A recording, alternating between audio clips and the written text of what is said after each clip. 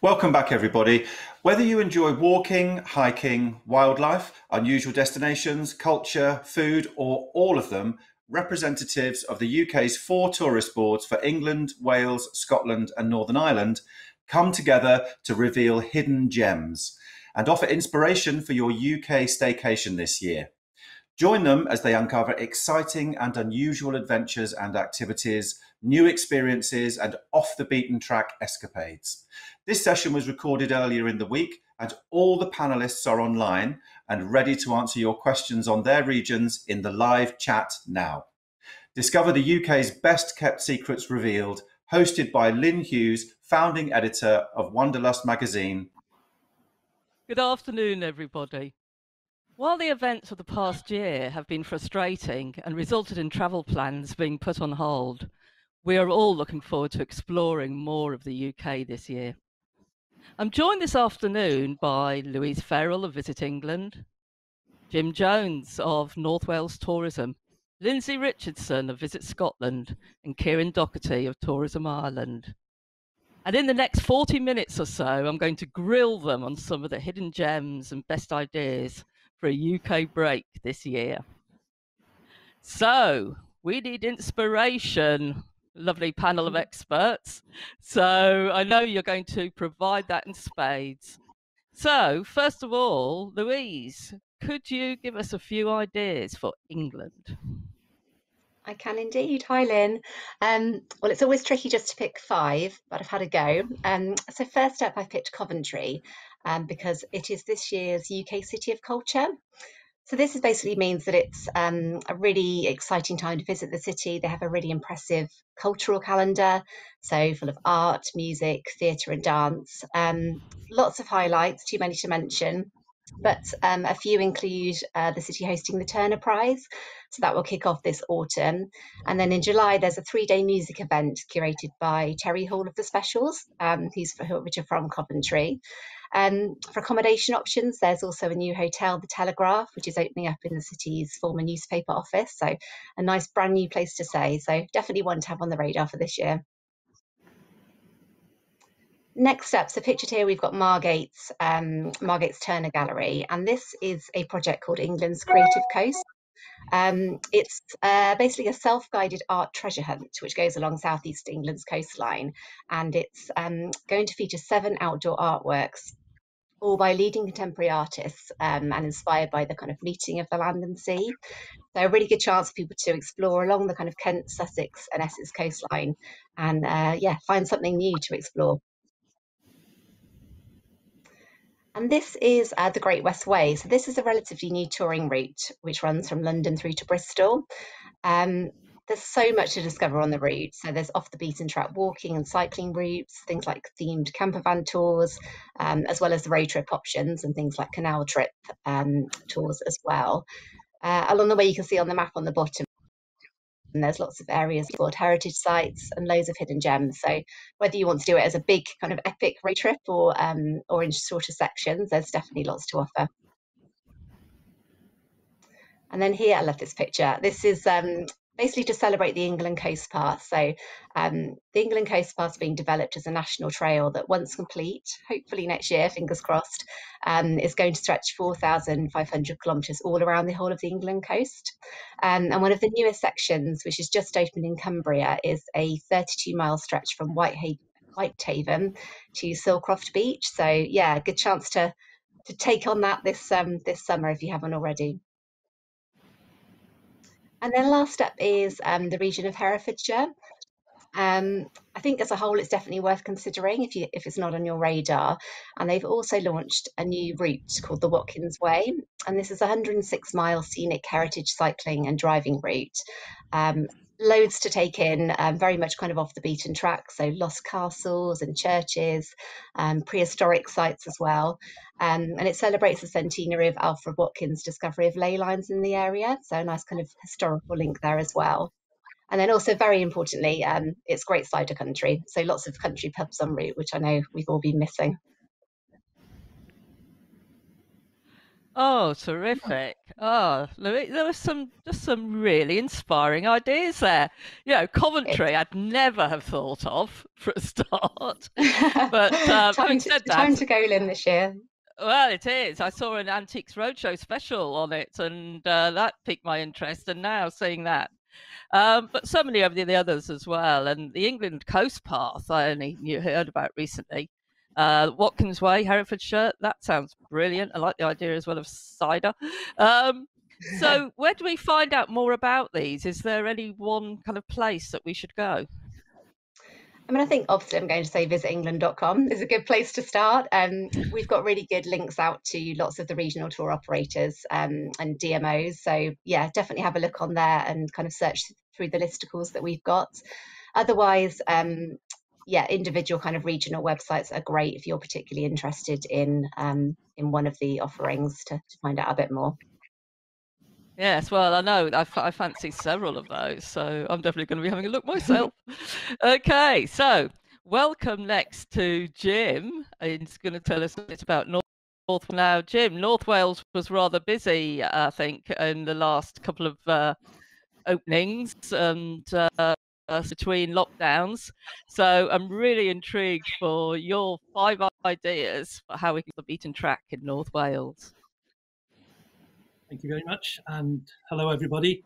Like everybody else, to select 5 is a really tough call, but I've gone with 5 places that may be of interest to many of the potential visitors that do come to North Wales. And bear in mind, we do rely on probably 80 to 85% of our market comes from over in the northwest, Scotland and Ireland, into North Wales. So I'm going to start first of all with a Greek castle. Now, Greek Castle, some of you may recognise it, and I'll tell you a little bit more very shortly. But it's a Grade 1 listed country house in the middle of North Wales. It's one of the first attempts to replicate a true medieval architecture in Europe. It stands in about 250 acres of gardens and grounds, and they've just opened now, so, worth a visit, that's for sure. And it's got extensive views over the Deer Park, and also we'd probably be able to see Kieran across the Irish Sea. So some of you may be familiar with it because it was the home of Anton Deck's "I'm a Celebrity, Get Me Out of Here," when he crowned the Queen of the Castle, Giovanna, which brought in a lot of viewers during that period of time. And I think it was great for the castle also. The gardens are now open, as I said, but the indoors will be open from the 17th of May. The next place is the beautiful Llyn Peninsula, and this is Llanbedrog Beach, and it's between Pwllheli and Abersoch. It's a very, very picturesque village as well in Llanbedrog. It's renowned for this mile-long beach, which is probably one of the most sheltered in North Wales, managed by the National Trust, and it's a very, very popular destination for all water sports, especially windsurfing, kayaking, and also sailing. The next location is the gateway to Anglesey, the island of Anglesey. And this picture is of the Menai Suspension Bridge. Just over the bridge, there's a small town called Menai Bridge, and it's got a population about 3,500. It's also linked by this bridge, which was built by Thomas Telford in 1826. But Anglesey has just got a plethora of activity attractions, great places to eat, right across the whole of the island up to Holyhead, which is a quick gateway into Ireland also. But one big attraction on the Menai Bridge village is we've got the fastest and the newest rib ride, the fastest rib ride in the world. You can speed along the Menai Straits at 80 miles an hour. Next image is, of course, our iconic from Snowdon, iconic Snowdonia, covering about 823 square miles of very diverse landscapes. It is a living, working area. It's home to about 26,000 people, and it's also one of our largest national parks in Wales. It's Snowdon, where this photograph was taken from, the highest mountain in England and Wales, standing at 1,085 metres, about 3,500 feet. And you can either walk up it or you can catch a train, which is quite unique. And Snowdonia is also home to one of the largest natural lakes in Wales, which is called Bala Lake. So there's lots of picturesque villages and everything else around Snowdonia. And then finally, the next one, if people are missing Italy, then look no further than visiting the beautiful village of Portmeirion. It's designed by a chap called Sir Clough William Ellis in the early 20th century. It's inspired by the Riviera and lots of beautiful houses, ornamental gardens, and it's an absolute stunning place for events, for weddings, a lovely spa, lovely hotels, and great restaurants there also.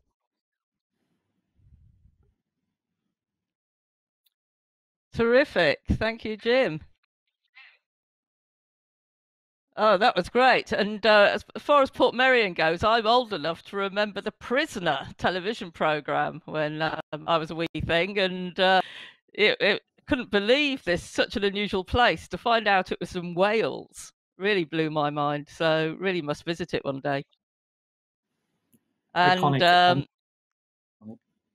yeah, no, absolutely. But I think, yeah, I'm sure it's interesting, even if nobody's ever seen that program. And of course the castle that was used in I'm a Celebrity as well, which, and so few of us had heard of it before. But you have a lot of castles, don't you? Yeah, throughout Wales, we've probably got about 600 castles, and we've got a lot of masterpieces made by King Edward I, the Edwardian castles. And I think many people who visit Wales don't realise, why has Wales got such huge fortresses? And they were built in 1285, especially the magnificent ones like Conway, Carnarvon, and Beaumaris, by King Edward I when he invaded Wales. But he's created some of our best tourism infrastructure going, so a lot to be thankful for. Oh, absolutely. So, I mean, that sounds like a great holiday where you could probably visit several of the castles, work a route out around them. Yeah. Okay. Well, moving on next to Scotland, I'd like to welcome Lindsay to take us through 5 of her hidden gems in Scotland. Hi, yes. So our first hidden gem is Kintyre, which is a peninsula on the west coast of Scotland. Once you get there, you can expect a rugged landscape, loads and loads of coastline. For keen walkers, there's the Kintyre Way, signposted just there. This is a long distance walking route which zigzags across the peninsula, and there will be beach, woodland, castles, fishing villages, just loads of variety. There is also a brand new driving route which loops around the peninsula, and that's the K66 driving route. And there are a few points there which will take in views across to the islands as well. So views of Islay, Jura, Arran, just absolutely stunning views and a beautiful route. I mean, the wildlife is exceptional as well. There are otters, eagles, basking sharks, as well as castles and ruins. There's a lot on this peninsula, and one which really looks very romantic is St. Columba's Chapel, which is a chapel ruin which is completely covered over in ivy. It looks very romantic and very beautiful. So moving on to my next slide. This is Ganavan Bay, so we're just going a bit north now. This is just north of Oban. And as you can see in the image there, this is a fantastic place for paddleboarding. So that is a group enjoying some stand-up paddleboarding in that absolutely stunning location. So they will have started in Ganavan Beach, which is a sheltered sandy beach overlooking the Isle of Mull. It's good for shallow swimming and rock pool exploring. And this whole area is very close to Oban, so it's very easy to go nip over to Oban. We've got loads of accommodation options, restaurants, cafes. So all in all, a lovely area for a visit, all-round visit. And onto the next one, which is Smailham Tower. So this is a 15th century laird's residence, but the particular reason I'm highlighting it as a hidden gem is not only is it a really lovely location in its own right, but it is one of the locations which is known to have inspired Sir Walter Scott. And 2021 is this literary icon's 250th anniversary. So here in the Scottish Borders, not only have you got the lovely Smailham Tower, but there are a number of other Walter Scott attractions which you can visit quite nearby as well. There's Abbotsford, which was his home and which is an enormous grand house with a lovely estate. So lots for families to do, lots of woodland. You can see the house itself. And if you really want a treat, it is possible to stay there as well. There is also Scott's View in the Borders, which again is another place which is known to have inspired him. It's beautiful views across the River Tweed, and you can get there by foot or by car. So loads of really interesting Sir Walter Scott attractions, and there are a programme of events over the course of the year and into some of next to celebrate this anniversary. I mean, going further into the Borders, there's so much more to see. There's Dryburgh Abbey, there's Floors Castle. I personally love Tregware House, which is Scotland's oldest inhabited house. When you get there, there's a playground, there are a few animals to see, there's a cafe, there's a little orchard, so that's a really lovely option. And the Borders is very accessible via the Borders Railway, which goes from Edinburgh, which takes me very neatly onto our next suggestion. So this is Edinburgh, and this may not really look like your typical image of Edinburgh, perhaps not what you would expect to see. This is Dean Village. Dean Village is a peaceful, historic village right in the middle of the city, although it doesn't look it. This is really very close to the centre. The river that runs through there, that's Waters of Leith, so that runs from the Pentland Hills all the way through the city to the Firth of Forth. So if you start in Dean Village and follow the Waters of Leith along a really lovely, peaceful walk, again, very central, but a lot of people don't know it's there.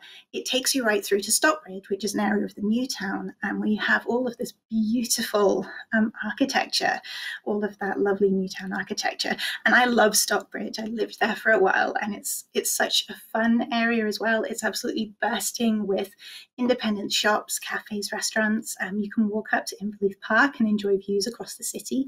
So all in all, a really great way to get off the beaten track within a city that is very well known. And another city option, moving on to the next one, again, a bit of an unexpected view. This is Glasgow. Again, probably not what you would think of when you think of Glasgow. This is the Hidden Lane. So it's really, truly off the beaten track, quirky, shopping mainly. So this is a community of artists, jewelry makers, musicians, designers. There are around 100 studios on the street. There's also a tattooist, a secret hair salon. There's a tea room, so you can easily spend a day here in this really lovely, quirky part of the city. It's not the only hidden shopping street. There's also Creswell Lane, which is a cobbled lane hosting independent shops, restaurants, and galleries. So there are some really hidden gems in the cities when you know how to look, really unexpected places to find.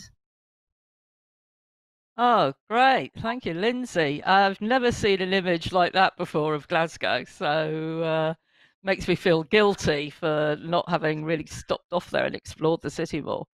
And I'm glad you talked. Well, exactly. I'm glad you talked about the Borders area as well. I've set myself a target of visiting there in the next couple of years because it sounds like there's so much there. Absolutely. And I must admit, Kintyre, though, as soon as you mention otters and basking sharks, I want to be there. I want a magic carpet to get me there. So a really lovely mix of ideas there. Thank you so much. This is getting harder and harder. I mean, this is throwing all my holiday plans for this year up in the air. I'm totally confused now.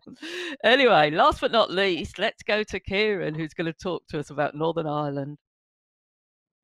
Thank you. Yes, such great holiday ideas so far. So here, I'll give you a couple of mine here for Northern Ireland. I'm going to start with the Giant's Causeway, which is up on the North Antrim coast, which is, of course, a UNESCO World Heritage site. It's got a fantastic visitor centre. You can get guided tours down to the causeway. There's an amazing way to explore it across the cliff top walk, which I would highly recommend. And you know, it's been around there for 60 million years as a result of volcanic activity, if you choose to believe that, or you can believe the proper story that it was Finn McCool fighting with a Scottish giant. But you need to get there to find out the proper story. And so if I move on to the next place that I would highly recommend, and of course it's Belfast, you know, our capital city here in Northern Ireland, a real bustling, vibrant city. And Right in the centre of it, we've got Titanic Belfast, the interactive museum that not just tells the story of the ship Titanic and its ill-fated journey, but also really the story behind Belfast as a shipbuilding and maritime city.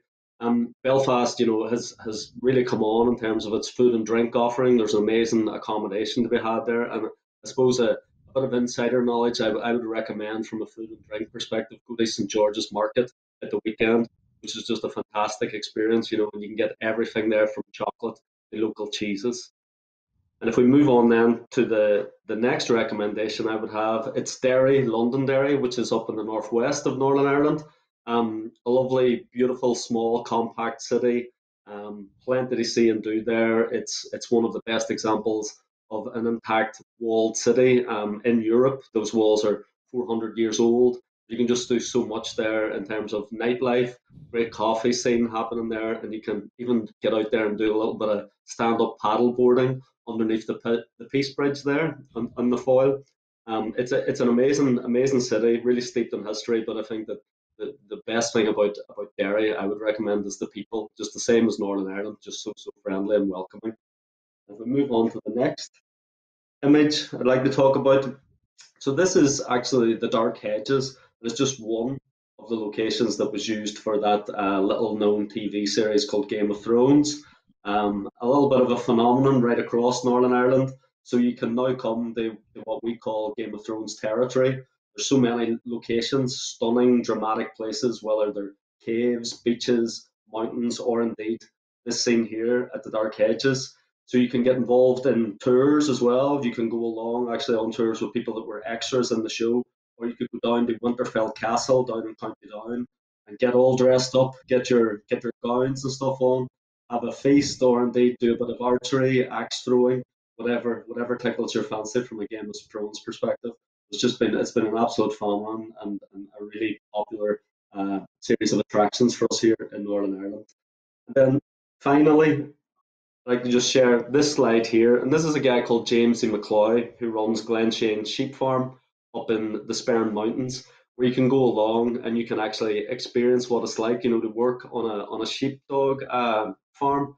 So James is just one of over 60 experiences that have been developed under brand for Northern Ireland, which is Embrace the Giant Spirit, where you can really get up close, have an authentic experience, whether it's going down to Armagh Cider or going horse riding along beaches, or this experience like James says. So we've really developed a brand with numerous experiences underneath it, that people can just really get a sense of what an authentic Northern Ireland experience is. Oh, great, Kieran. And that sheep dog experience looks amazing. That must be so much fun. So literally anybody can do it, can they? Yeah, anybody can do that. That'll certainly test your whistle blowing skills anyway, that's for sure. Oh, okay. I don't think I'm going to be very good at it. Now, being a bit provocative, Giant's Causeway, I would have thought that's a hidden gem. If I went there, would it be full of other tourists? Are there going to be too many Yeah. people there? It's everything. The way that the world has obviously been going on, everything is online booking now. So I'd strongly encourage you, to book your slot at the Causeway. As I said, there's a fantastic visitor centre there as well, with a number of brilliant guides that will actually take you down in small groups. Now all socially distanced as well. They'll tell you all about the flora and the fauna, and of course Finn McCool. That's the main story behind the Causeway. So. Yeah. Yeah, the guys, it's a national trust property, so sustainability, is highly important now in terms of preserving, and protecting what is our natural environment, which is just gorgeous, and we want that to stay as it is for as long as possible. Yeah, absolutely. Well, thank you for that. Okay, so great tip. So we plan ahead on that. And talking, therefore, because I think, let's face it, so many of us are going to be travelling in the UK this year who in previous years may not have to such a degree. I've heard stories about accommodation getting very, very booked up. Indeed, I was trying to book something just last week and for the summer and was having a bit of trouble. So I'm wondering if you've got any tips on that. Perhaps Lindsay, I've got images of Edinburgh just there being nowhere to stay, no room at the inn. Is that true? City hotels are probably a good place to look at the moment. Scotland and I think everywhere else is really enjoying a bit of a self-catering boom at the moment. Not that that's to say self-catering will be booked up everywhere. Consider where you're looking. If you're looking in an area which is booked up, that doesn't mean to say everywhere will be. Perhaps look in slightly less busy places. But yeah, city hotels are probably quite a good option right now. Also consider family-run guest houses and B&Bs. That's a great way to support local businesses, get local advice, and there's a good chance that they're going to have some availability for you at the moment as well. Okay, no, two great tips out. I wouldn't have thought of that a hotel, a city hotel in particular, wouldn't be as busy as self-catering, but I guess that does make sense. Have any of the rest of you got any other different tips for accommodation this year? Yeah, Jim. Yeah, I think probably like everybody else, the signals are that we're going to be in for a very, very busy summer. So, obviously booking in advance is advisable. What we've tried to do through the Go North Wales website and with our businesses is to encourage people to book direct with our businesses.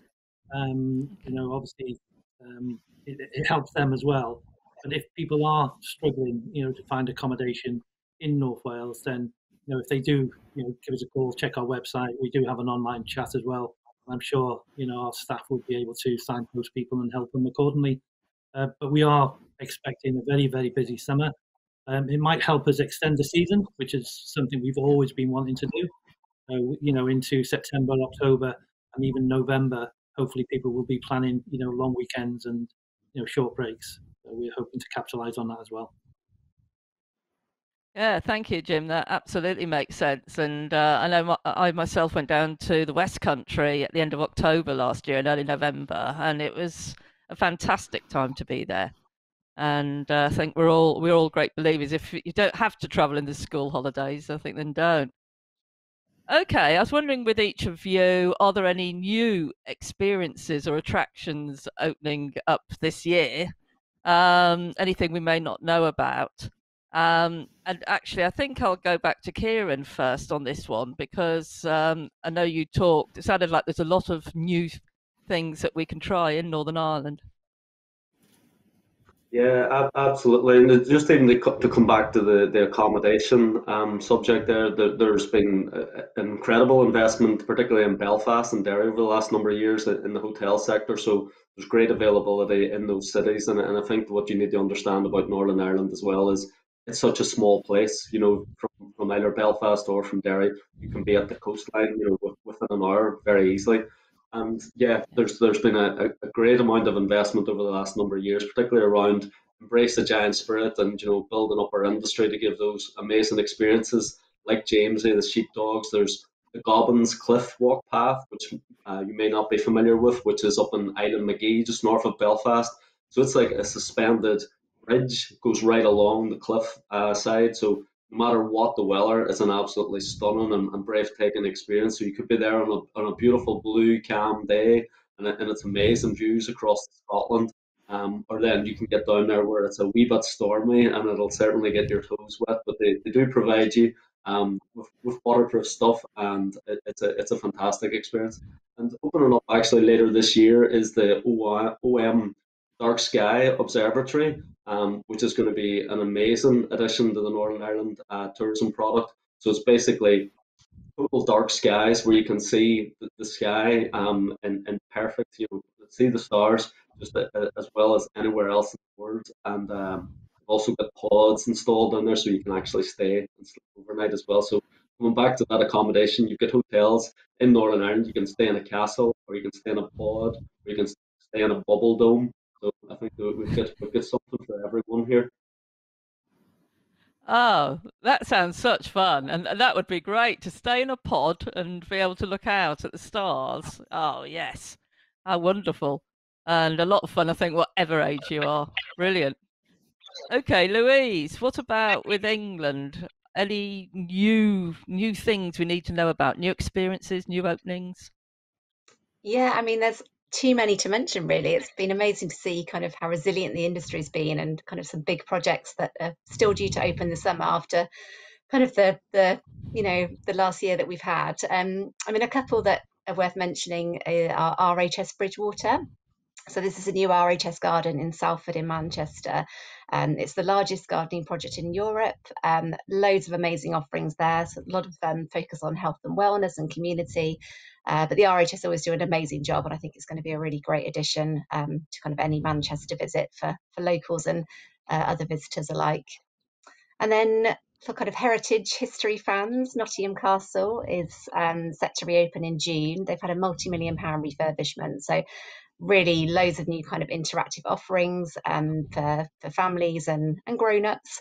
And you've obviously got, Sherwood Forest and all the kind of heritage and the Robin Hood links in Nottingham as well. So really good chance to check out the city and see something new there. And then I guess on the kind of smaller scale, lots of great little operators expanding within England. I mean, one that caught my eye was a new pony trekking, a kind of ancient trails trip through Dorset. So you basically trek around on ancient routes. The ponies carry your packs, and then you camp in wild locations around Dorset, very much sort of off the beaten track. So yeah, I quite fancy trying that one out myself. And then, for families, there's a lovely new Bewilderwood site opening up in Cheshire. Really good for kind of natural play and family days out on adventures, which I think we all need. So, yeah, lots to look forward to. Oh, thank you, Louise. Some great ideas there. And the pony trekking in Dorset, I might have to come with you. I'm going to contact you afterwards and ask you about that. Because I've seen a few of those types of experiences grow up. And of course, again, they're perfect for anybody, including families, aren't they? Because the horses take the luggage. So exactly, that's take your bonus. belongings. Yeah, I like that idea. Okay, then. Jim, anything new in North Wales we need to know about? Yeah, a couple of things. I think we're learning from Scotland and Ireland, because for the first time over 100 years, we're about to open 2 new whiskey distilleries. One is Aberfalls Distillery, which is very, very close to the famous Aberfalls waterfall. And that's open now, new visitor centre and so on. So we're just waiting for the 17th of May to be fully open. But also Penderyn, which is probably one of our famous whiskies, they're opening a new visitor centre and distillery in Llandudno, beautiful seaside resort of Llandudno. One of the things we're quite proud of, especially the amount of investment that's been going on in the last 6 years, is the investment into adventure. So, we have world-class attractions, not only the fastest zip wire and the longest zip wire in the world, the biggest underground trampoline in the world, the first wave garden in the world where you can actually go surfing in the mountains.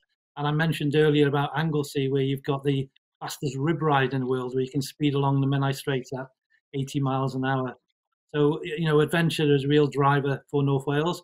And there's so many new starters, new entrepreneurs setting up small businesses, around the adventure theme. So North Wales, a bit like Northern Ireland, it's a small area. We've got lots to do within very close proximity and easy to get to also. Yeah, thank you, Jim. And here, I've noticed that North Wales is really getting a reputation now around the world for being a hub for adventure. So terrific to see that happening. Okay, and then Lindsay, Scotland, what's new there that we need to know about? To name just a few. Well, of course, I already mentioned the new K66 driving route. Don't forget about that one. Our Beaky Distillery, which aims to be one of the world's most sustainable distilleries, is set to open a new visitor experience this year. They make rye whiskey. They also make climate positive gin and vodka. So something for everyone's tastes there. Edinburgh has loads going on this year. There's the new St James Quarter and the Bonny and Wild Scottish Marketplace. There is the new Johnny Walker Princess Street experience, which should be really spectacular. And of course, there's the new Gleneagles Townhouse. Gleneagles is opening a city hotel for the first time ever. Also, Loch Tay Safaris have teamed up with the Crannog Centre, and the Crannog is an Iron Age loch dwelling. So they've teamed up for Scotland's Year of Coasts and Waters to run a limited run cruise where each cruise will be accompanied by a costumed Crannog guide, which I thought sounded amazing fun. So that one is running through until the 23rd of June. So a few bits there to bear in mind, but some biggies. Yeah. Oh, Lindsay, this is just, I don't know, getting so many great ideas here. So it's terrific as well to hear about so many new experiences that we can try. Now, you mentioned a new driving route, and of course, I think a lot of us are into road trips and the idea of, you know, actually following a bit of a route rather than staying put in one place. So I want each of you to give me just one idea for a road trip in your area. We've got to keep it fairly brief, but just to give a road trip. But could you also then, for the people watching who don't drive, have you got an idea for a route or a journey they could do without a car? So I'm going to come through one at a time. So let me think. Louise, let's start with you in England. Sure. So I could do both in one, which will save some time. So I would recommend the Explorers Road, and you can check out their website. I think it's theexplorersroad.com. And this is basically a 300-mile route which runs from the Scottish borders down to Hertfordshire. So roughly following down the kind of A1 route through the east of England. And this can be covered by road, but also by public transport. And there's lots of sections which you can do on bike and on foot as well. And I like this one just because there's a really handy website with lots of itinerary ideas and tips on local suppliers, different accommodation options, different food and drink that you can sample along the way, and lots of kind of overviews of different destinations on the route. So, you know, it takes in lots of places, but places a bit less well known, maybe like the Tees Valley or Lincolnshire. So yeah, I would definitely recommend that as a kind of good option for people wanting to do a big epic 300-mile trip, or perhaps smaller sections of that route as well. Oh, terrific, Louise. Would never have thought of that one. Excellent. Okay, Kieran, Northern Ireland. Yeah, I think that it's hard for me to look beyond the Causeway coastal route. And so if you come out of Belfast and just head northwards, you know, you're going to be coming across winding, rugged coastline the whole way, right across to that second city, Derry, that I was talking around. So if you come out of Belfast, you go through Carrickfergus with its amazing Norman Castle, sitting looking out onto the sea. You could stop off at the Gobbins. As I said, that cliff walk experience, keep driving through the glens of Antrim, which are beautiful, undulating hills. You can stop at Glenarm Castle, which is intact, or look at the ruins of Dunluce Castle, which is perched right on the edge of the cliff, looking down on the white sandy beaches, you know, that stretch for miles and miles around Portrush and Portstewart. Just keep following that route right across past Musselman Temple. There's far more beaches all along there, Benone and McGilligan, which brings you right down to there. And of course, you've got lots of food and drink and cozy little pubs that you can stop and you can have fresh fish, seafood as well, all along the way. So yeah, I mean, it's an absolutely incredible drive. Oh, that's mouth-watering and how descriptive. Absolutely lovely. Okay, Jim, very quickly, North Yeah, Wales, a route. very quickly, and rightly so. And obviously the North Wales Coastway, Coast Road, which is called the A55. And an interesting fact on that, we do a lot of work with the Japanese market, and they had a campaign over the last 3 years called the Top 20 Most Beautiful Roads in Europe, and they nominated the North Wales Coastway. They called it the Road of Castles in Wonderland for obvious reasons, with the amount of castles that we have, and also the link with Alice in Wonderland in Llandudno. So yeah, that's a great road, you know, from the northwest right across into the west of Wales. We're well served by the train system uh, from Manchester, Birmingham, and also London, which is an interesting market because it only takes about 2 hours 40 minutes to get from London into the middle of North Wales direct on the Advanti Rail, the Northwest trains. So that in terms of transport routes, the road, absolutely, there's so much to do on the coast road. But also, don't forget, we have the Wales Coast Path, where you can walk around the entire coast of Wales, 850 miles plus, and plenty of cycle routes on that route as well. So there's a lot there for all types of travellers. Oh, incredible, Jim. That sounds really enticing, and I hadn't appreciated myself how quickly you could get from London into the central North Wales. So thank you for that.